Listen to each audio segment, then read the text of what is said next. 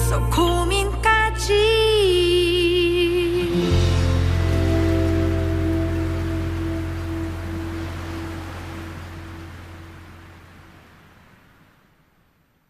TBS 캠페인. 무슨 고민이 있어? 그게 집이 낡아서 고쳐야 할지 새로 지어야 할지 고민이어서. 혹시 잘하는 업체 없어? 그런 문제라면 무조건 건축사를 먼저 찾아가야지. 안녕하세요. 서울특별시 건축사회 회장 김재록입니다. 건축사는 건축 계획부터 완공까지 건축의 모든 과정을 지휘 감독하는 국가공인 건축 전문가입니다. 가까운 건축사 사무소에 건축사와 상의하세요. 건축의 모든 시작은 건축사입니다. 이 캠페인은 서울특별시 건축사회와 함께합니다.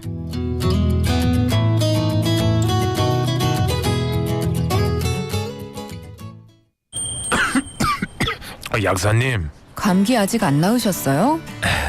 감기가 안 나아서 다른 병원 가서 새로 처방받았어요. 처방전 확인해 드릴게요.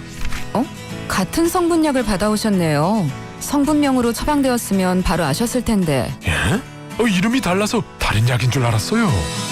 전문가도 일반인도 누구나 쉽게 알 수 있도록 상품명이 아닌 성분명 처방이 필요합니다. 국민의 건강을 지키는 성분명 처방, 약물 오남용을 줄이는 성분명 처방, 건강보험 재정까지 절약하는 성분명 처방. 이 캠페인은 서울시 약사회가 함께합니다. 당신이 있는 곳에 TBS.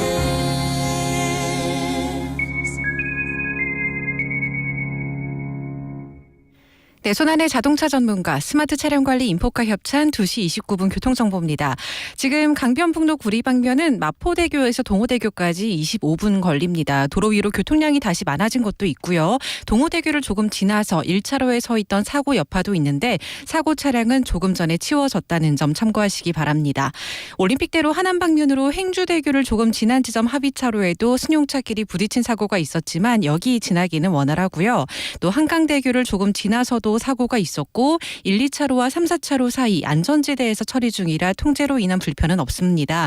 다만 여의 상류 나들목부터 정체 심합니다. 경부고속도로 서울 방면 시구간 진입에서는 서초 나들목을 조금 지난 지점 4차로가 통제되고 있습니다. 공사가 진행되고 있는데 양재에서 서초까지 원활할 때는 2, 3분의 이동 가능한 거리가 지금은 11분 정도 걸리고 있습니다. 또 1시간 전에는 천안 논산간 고속도로 천안 쪽으로 공주 분기점에서 당진 대전간 고속도로 당진 쪽으로 향하는 진출로에서는 대형 화물차가 옆으로 넘어진 사고가 있었습니다. 지금도 진출로는 이용할 수가 없습니다. 당진 대전간 고속도로 당진 쪽으로 향하신 분들은 미리 우회를 하셔야겠고요. 본선으로 이동하거나 또는 당진 대전간 고속도로 대전 방면 이용은 괜찮습니다. 네, 손안의 자동차 전문가 스마트 차량 관리 인포카 협찬 교통정보였습니다.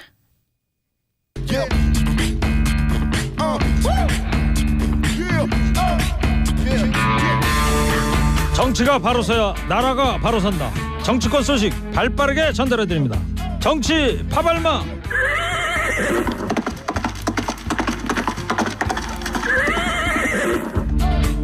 자, 오늘도 열심히 달리겠습니다. 먼저 지치지 않는 땡벌 봉보로봉봉 봉봉봉. 이분을 안 지칩니다. 최진봉 성공회대 교수입니다. 네, 안녕하세요. 최진봉입니다. 이어서 시사평론가 최민식. 누구냐 너? 안녕하십니까, 최수입니다. 예, 어서 들어오십시오. 네. 한 청취자께서 정치 파발마가 최씨 집안 개 모임입니까? 저도 최씨인지라 반갑네요. 청취자분도 최씨래. 자, 어제의 충격이 아직도 가시질 않고 있는데 윤 대통령의 3.1절 기념사입니다. 자, 어제 두 분은 안 나오셨는데 어떻게 들으셨어요? 최진봉 교수님부터. 어제요? 전체적으로. 전체적으로 3.1절 관련된 기념사 중에 이렇게 국민의 정서와 맞지 않는 기념사가 있을 수 있는가? 분노하지 않을 수 없다 이런 생각이 들고요. 네. 첫 번째로 3.1절 하면 일본의 잘못된 만행에 대해서 문제를 제기하고 특히 아직까지 해결되지 않고 있는 위안부 할머니 문제라든지 강제징용 문제 이 문제에 대해서 문제를 지적하는 게 당연할진데 그런 부분에 대해서 전혀 지적이 없었어요. 과거에 대한 문제 전혀 그렇죠. 언급하지 왜냐하면 미래만 강조를 했어요. 근데 미래를 가려면 과거를 해결하고 가야 되는 거 아니겠습니까? 그렇죠. 아직 사과가 없잖아요. 공식적인 사과도 안 하고 있고 지금은 자기들은 뭐 아베 이후에 지금의 총리까지 제가 볼 때는 전혀 인정을 안 하고 있어요. 강제징용 문제 같은 경우도 한국이 알아서 해라 이런 식으로. 우리가 피해자인데 네. 피해자의 마음을 어우러주지도 않았는데. 그러니까요. 그런 부분에 대한 문제가 반드시 일본이 있어야 돼요. 파트너다. 이게 예. 참 그래서 그렇습니다. 파트너만 강조할 게 아니고 과거를 정리하고 그리고 나서 미래로 나아가야죠. 네. 과거가 정리가 안 되는데 어떻게 미래로 그냥 최수영 나갑니까? 평론가님 전체적으로 어떻게 아니 들었어요? 아니 그러니까 그렇게 해석할 수도 있는데 저는 이게 시대 상황에 따른 좀 약간의 진전이 있었다 이렇게 생각하는 게 맞다고 봐요. 진전이 있었다. 그러니까 절제와 함축이라는 저는 의미를 좀 얘기하고 싶은 게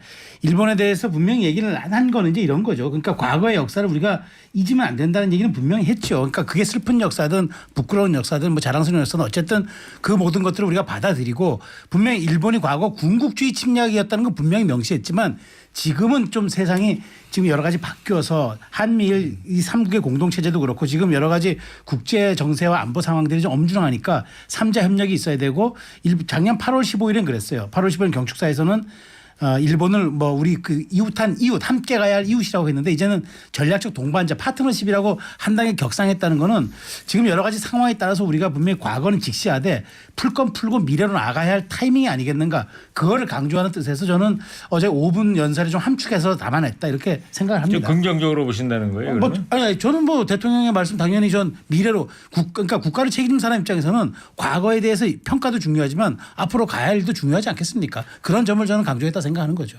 과거를 안 풀었으니까 문제라니까요. 그러니까 미래로 가겠다는 얘기만 하고 과거의 문제에 대해서 지적을 안 하면 반성도 안 하고 일본 같은 경우에 지금 이 문제를 인정도 안 하고 있는 상황이잖아요. 그리고 실제 피해자가 우리나라에 존재하고 있고 우리의 어르신들이 피해를 당했고 그분들의 원한이 풀어지지도 않은 상태에서 그분들에게는 그분들의 가슴은 얼마나 아프겠습니까? 근데 미래로만 가자고 자꾸 얘기하니 그분들 입장에서는 분노할 수밖에 없는 상황이 되는 거죠. 여기 한 말씀만 또.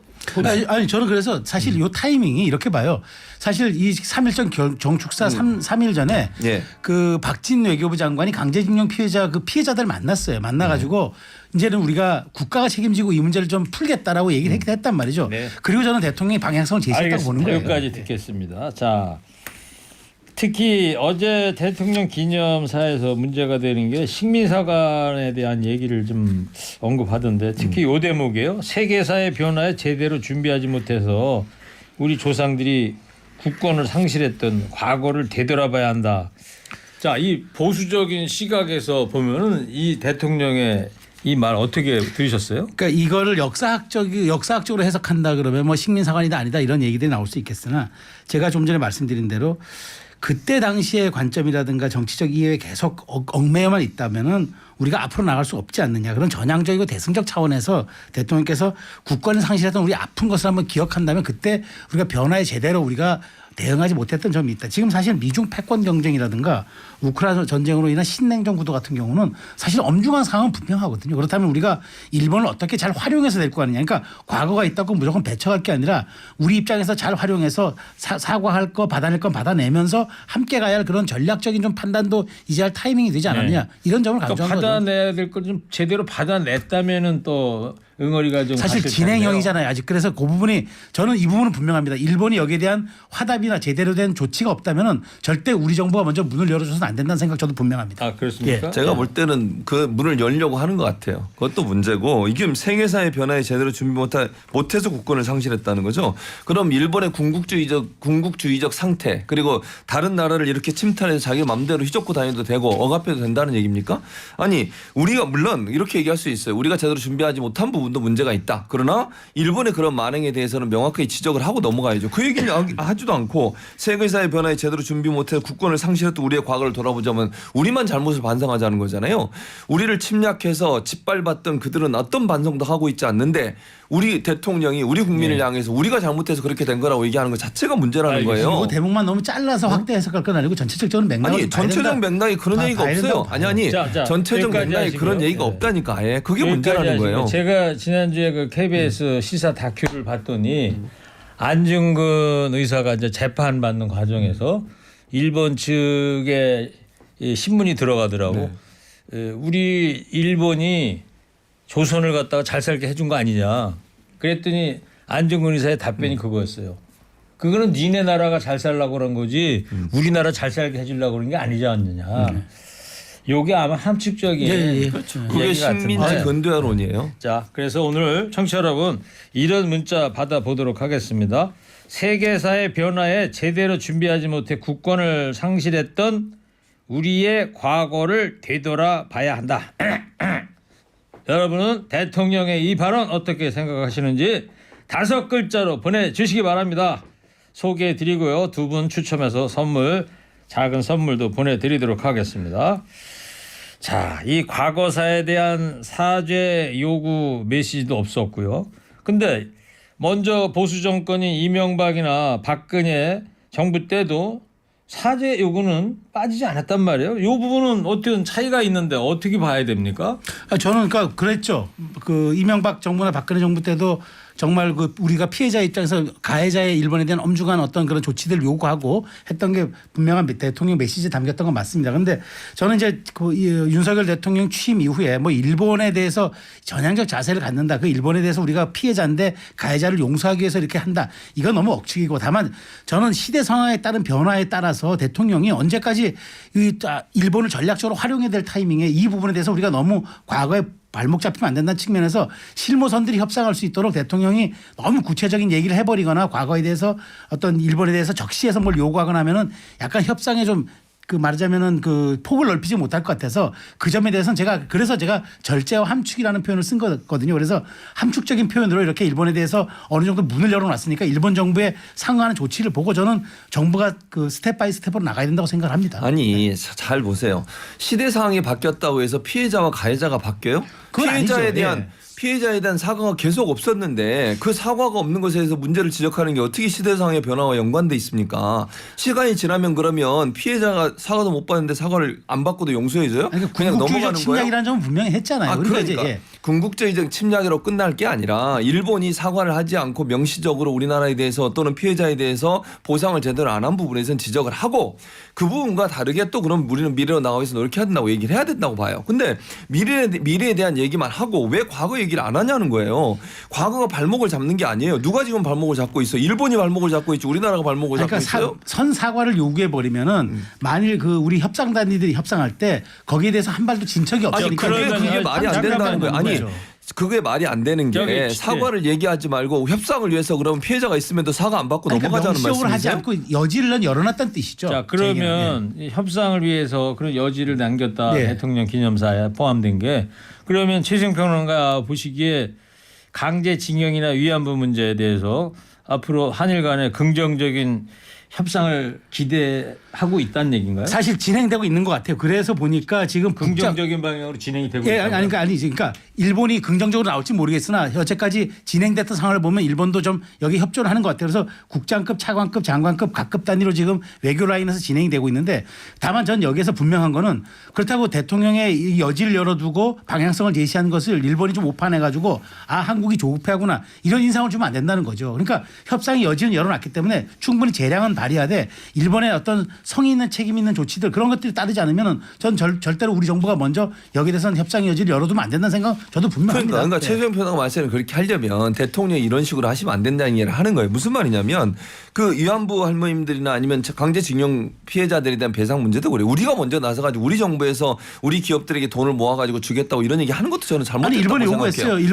일본에 있는 그 전범 기업들이 출연하라고 요구를 했고 지금 진행되고 있는데 다만 일본이 부정적인 반응을 보이고 있다 정도죠. 맞아요. 그러니까 지금 말씀하신 그 점이에요. 그러니까 예를 들어서 그렇게 우리나라 얘기했는데 일본의 반응은 싸늘해요. 너희가 알아서 해라. 너희가 해결하지 않으면 우리는 절대로 함께하지 않겠다는 게 지금까지 일본 언론들의 보도 내용이에요. 그럼 대체 우리는 언제까지 굴욕적으로 이렇게 일본 앞에 뭐 일본이 원하는 거 다 해주면서 우리가 해결할 테니까 너희들은 그냥 들어와서 그냥 하면 돼. 이렇게 하면 되겠냐는 거예요. 이것도 하나의 전략일 수 있다는 게 저는 무슨 제가 무슨 말씀 드리고자 싶냐면은 그렇게 대통령이 여지도 열어두고 협상 실무까지 해서 우리가 많은 조건을 양보하고 일본이 성의 있는 조치를 요구했는데 일본이 안 했다. 그럼 저는 최종급 단위에서 파기를 선언하고 국제사회에다가 이 모든 책임은 일본에 있고 앞으로 모든 것들은 우리가 한국이 여기에 대해서 이제는 피해자 논리로서 나가겠다고 선언해도 됩니다. 그러니까 최소한 일본 측이 열어놓을 수 있는 그런 공간 정도는 우리가 대통령이 준 것이라고 저는 이해를 하는 거죠. 알겠습니다. 자, 이 스튜디오에 지금 보수 진보 두 논객들이 앉아 계시는데 대통령 기념사를 가지고 완전히 평행선을 달리고 있습니다. 전국의 여론도 이렇게 많이 갈리고 있지 않나 싶기도 하고요. 여야 반응 좀 볼까요? 그 국민의힘의 입장은 뭡니까? 국민의힘 입장은 뭐 저 정진석 비대위원장의 입장을 오늘 가름하면은요. 뭐 옳은 시대 정신이 반영된 거 아니냐. 대통령이 워딩을 하나하나 뜯어놓고 보면은 시대 변화에 따라서 양국의 그런 어떤 협력 강화 이런 것들이 좀 방향성을 가지고 나가야 되지 않느냐. 그런 뜻으로 받아들인다. 이 정도 반응이 나왔습니다. 네. 민주당은요? 민주당은 이렇게 얘기하고 있죠. 대통령의 3.1절 기념사가 참으로 충격적이다. 일제 식민 지배에 전 국민이 항거한 날 대한민국 헌법 전문에 명시된 숭고한 항쟁의 정신과 건국 이념을 부정하는 대통령의 기념사였다고 비판을 했고요. 네. 우리가 아까 얘기했던 그 발언에 대해서도 조선이 식민지가 된 것이 구한국이 힘이 없었기 때문이고 세계적 대세에 순응하기 위한 유일한 활로라는 희대의 매국노 이완용과 윤 대통령의 말 사이에 무슨 차이가 있나. 모두 일제 강점과 지배를 합리화시키는 신민사관이라고 꼬집었습니다. 네. 자, 일본, 미국에서도 이제 반응이 나왔습니다. 최생 평론가님. 네, 뭐 소개 좀 해볼까요? 미국은 뭐 그냥 좀 그 드라이하게 그냥 그 반응을 했고요. 미국 입장에서는 한미일 협력을 어제 그렇죠. 원칙적으로 예. 미국은 뭐 그냥 좋다, 좋다. 뭐 그러니까 일본 입장에서는 굉장히 좀 약간 환영의 일색은 나왔어요. 그렇지만 저는 뭐 일본 조야의 반응이 그렇다는 거고 결국 중요한 것은 지금 양국 정부가 각급 단위에서 아까부터 협상 중이니까 여기서 유의미한 결과를 내지 못한다면 저는 사실 뭐 이 부분에 대해서는 우리 정부가 나중에 또 다시 입장을 바꾸는 것도 저는 고려해야 된다고 생각합니다. 네, 알겠습니다. 자, 오늘 이런 문자 여러분께 받고 있습니다. 세계사의 변화에 제대로 준비하지 못해서 국권을 상실했던 우리의 과거를 되돌아봐야 한다고 한 윤 대통령의 3.1절 기념사 어떻게 생각하는지 5글자 받고 있습니다. 사과가 먼저 선행돼야 한다. 총체적 난국 피눈물 나네. 당근과 채찍. 네. 당근과 채찍은 지금 어떤 뭐를 염두에 두고 당근과 채찍이라고 보내셨을까요? 그러니까 뭐 아까 말씀드린 대로 약간 좀 일본에 유화 제스처를 해놓고 네. 채찍은 뭐 답이 없으면 나중에 또 입장 바꾼다 그런 뜻 아닌가 모르겠어요. 그건 아닌 것 같아요. 제가 화두를 던져주셨어요. 네. 화두를 던져주셨어요. 국민 정서는 이렇게 보내셨습니다. 자, 국민의힘 전당대 얘기해 볼게요. 최재형 평론가님, 이제 다음 주 8일이면 이제 6일 남은 거죠, 6일. 그렇죠. 다음 주 수요일인데, 자 4일 날부터 모바일 투표를 한다는 거예요. 네. 토요일부터. 예.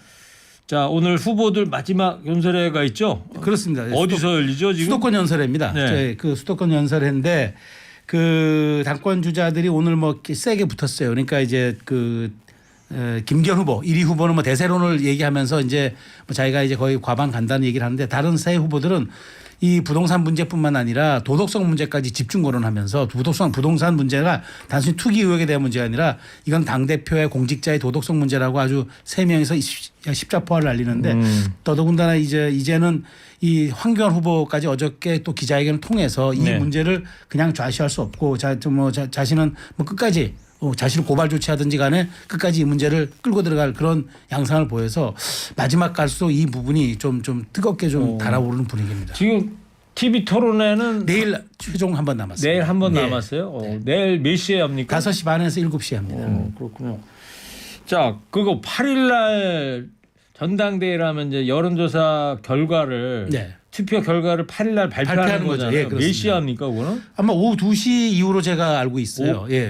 오후 2시. 그러니까 왜냐하면 이게 정확한 게 아직 안 나온 게 대통령이 참석을 하는 행사지 않습니까? 그래서 아마 정확한 시간이 지금 고지가 안 된 걸로 알고 있습니다. 최진 평론가가 뭐 맞겠죠. 2시면 또 허리케인 라디오 할 시간이네. 예. 2시에 시작하면 또 이게 아마 늦어질 거예요. 아마 개막 행사가 있고 쭉 뒤로 가다가 아마 4시나 5시쯤 발표하지 않을까 싶은 생각도 있어요. 자, 가장 큰 변수는 이 결선 투표제인데 최진봉 교수님, 김기현 후보가 과반을 얻을 것인지 과반을 얻으면 1차에서 과반 얻으면 그걸로 끝이지만 안 되면 이제 결선이 가는 건데 예상은 어떻게 하세요? 저는 뭐 결선까지 갈 것 같아요. 과반하기 좀 어려울 것 같고 제가 볼 때는 아마 결선으로 가지 않을까. 아마 윤석열 대통령이 참석하는 게 어찌 보면 1차에 끝내달라는 의도라고 보여져요.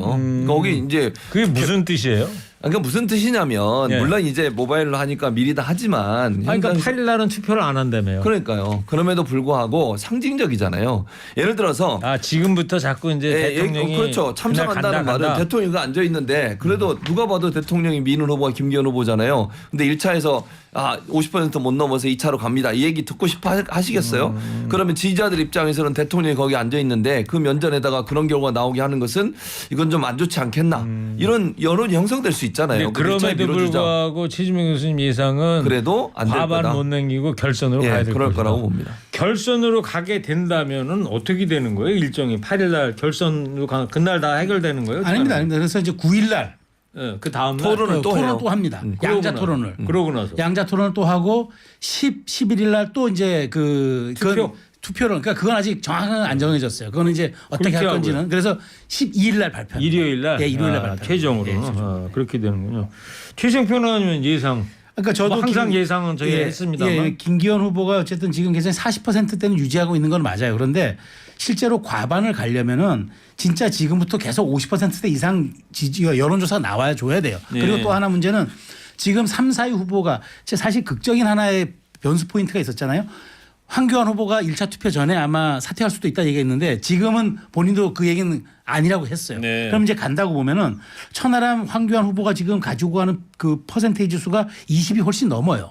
그러면은 안철수 후보가 20대 중반만 해주면 이건 결선 무조건 가는 거죠. 그러네요. 그러니까 그래서 결선을 가는 가능성이 높지 않냐는 최 교수님의 분석에도 제가 동의하고 또 지금 이 84만 당원들이 아직까지 변수가 너무 많아요. 왜냐하면 투표하기 전까지 시간이 이틀 남아서. 그 안철수 후보 얘기한 김에 안철수 후보가 전당대 불공정 얘기하면서 선거 막판인데 대통령실하고 대립각을 세우고 있단 말이에요. 이유가 뭡니까? 내일이 3월 3일이 단일화 1주년입니다. 내일이? 예, 그렇습니다. 3월 3일이. 날짜로는 3일이지만 목요일이에요.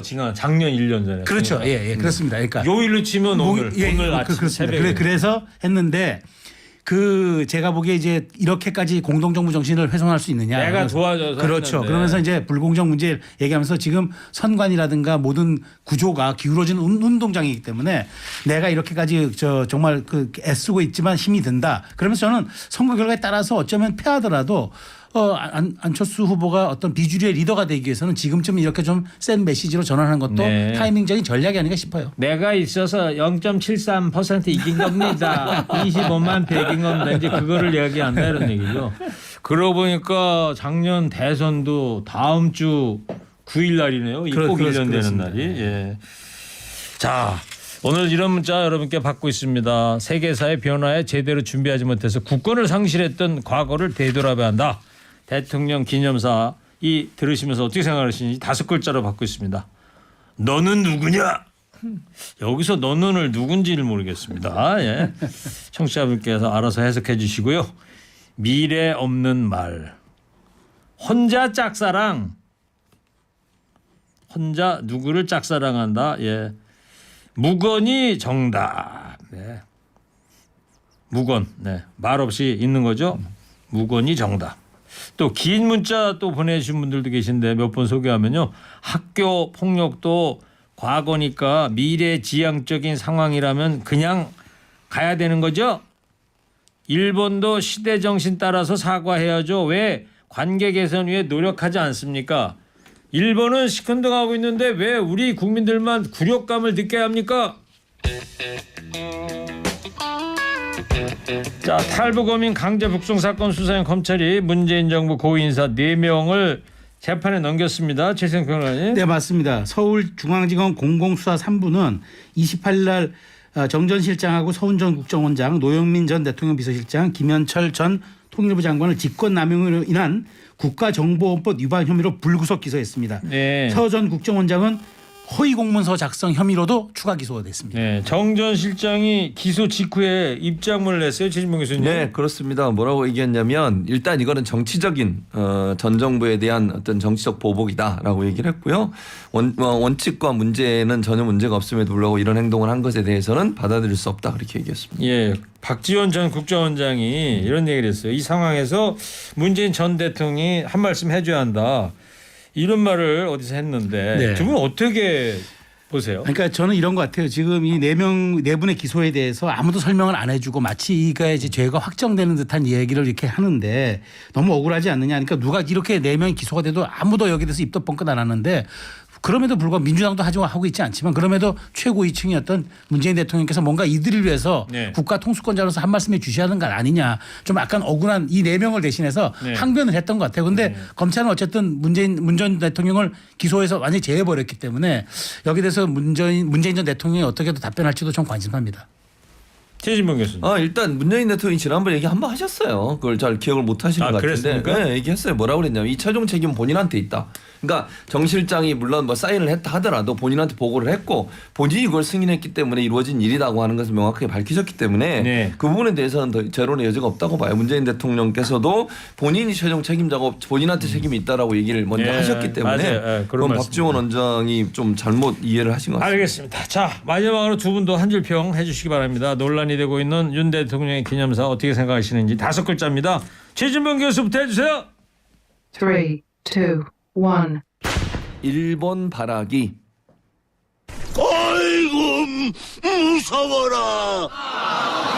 일본만 바라봐요. 일본 발악이에요. 최시영 평론가 해주세요. 3, 2, 1 발상의 전환.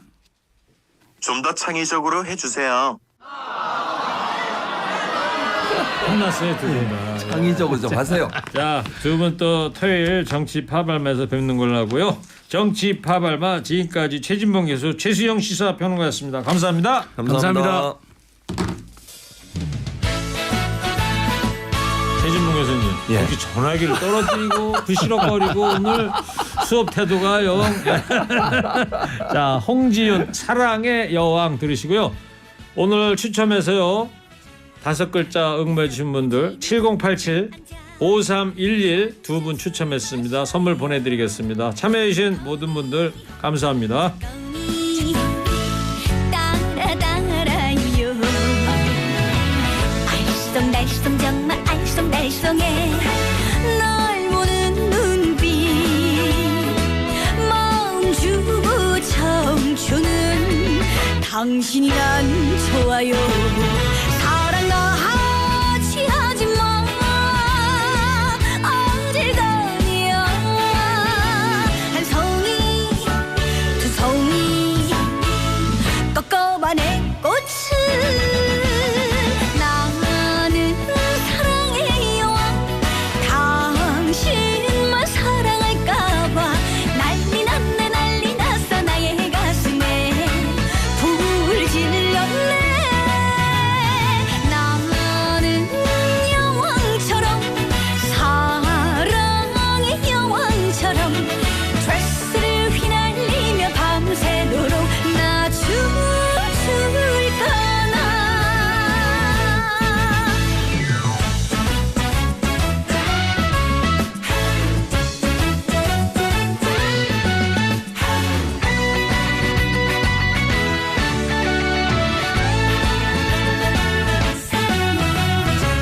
달빛 아래 우리 둘이 단둘이 사랑 노래를 불러요 주거니 받거니 뚜루뚜루루 알콩달콩 정말 알콩달콩해 널 보는 눈빛 마음 주고 청춘은 당신이 난 좋아요 사랑 나하지 하지마 어딜 가냐 한 송이 두 송이 꺾어봐 내 꽃을 나는 사랑의 여왕 당신만 사랑할까봐 난리 났네 난리 났어 나의 가슴에